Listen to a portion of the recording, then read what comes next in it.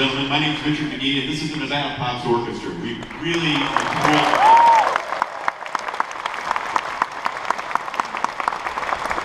This is actually the fourth time that I've been involved with doing a concert here for the Creation Entertainment Convention. I just think it's terrific. Before I ever even go on with any of the comments, I want to thank Adam McMahon and Creation Entertainment for having us. This is a big experiment with them every year, and we really appreciate it. We think the music is just tremendous, and we're glad to be able to share it. Thank you, Adam. Thank you, everyone.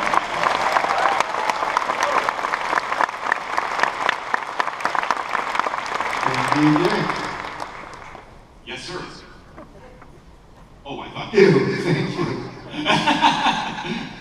You know, this is the first year that we actually started with something brand new, and I thought, why not? Usually we'll go kind of in chronological order and start with the traditional thing. Since we already messed that up by doing the latest thing, this is from the one that just came out last year, I thought we'd just jump back, to 1979 and go with the familiar Jerry Goldsmith. You'll be hearing it more than once this evening since it became such a ubiquitous Star Trek theme, just as much as Alexander Courage's original one, that every composer ended up using it to some degree or another. So here's the original entitled from Star Trek The Motion Picture by the late, great Jerry Goldsmith. Here it is.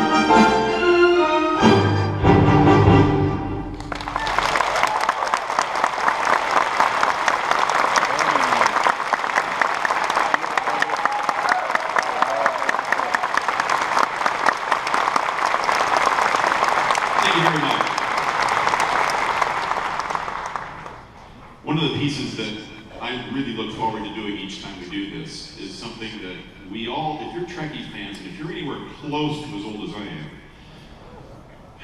which we won't talk about right now, but some of the earliest music was so ingenious by Alexander Sandy Courage. Just great, great music, and he was a very, very underrated composer. And this next piece, we've done this every time I've done a concert because I just insist on it. Well, actually, Adam picks a program, and he loves it too, and we just talk about it, and this particular piece of music just really gets me every time we do it. And it came from the pilot. You know, you all know the story. If I was ever preaching to a choir, this is it. But, in case you don't, they had a hard time selling the pilot. They didn't. NBC didn't buy it first. You know, they had to repackage it, whatever. Then they finally got it going. The pilot was, of course, what was the name of the pilot? Of course, yeah, just checking to see if you're still awake out there. And then, as you know, they ran into a bunch of trouble, and they ended up thinking of a really inexpensive way that they could take the pilot and turn it into 2 episodes, and that's when they came out with Menagerie Parts 1 and 2. But the great thing about it is the music itself is haunting. And you don't really realize it when you're watching it on a little TV when you're, 13 years old in junior high school when it's 1967 and you're watching this thing. The music appeals to you, but when I heard this, I think the first time I actually heard this suite was by Eric Kunzel and the Cincinnati Pops, and my jaw was on the floor. I mean, the depth of his arranging ability and his compositional ability was just stunning. So I hope you enjoy this. This is the Menagerie Suite. All sorts of familiar stuff, which they in turn used in many episodes. You'll hear lots of little bits and pieces that were underscoring for a lot of different things. So here's your trip down the original series right here.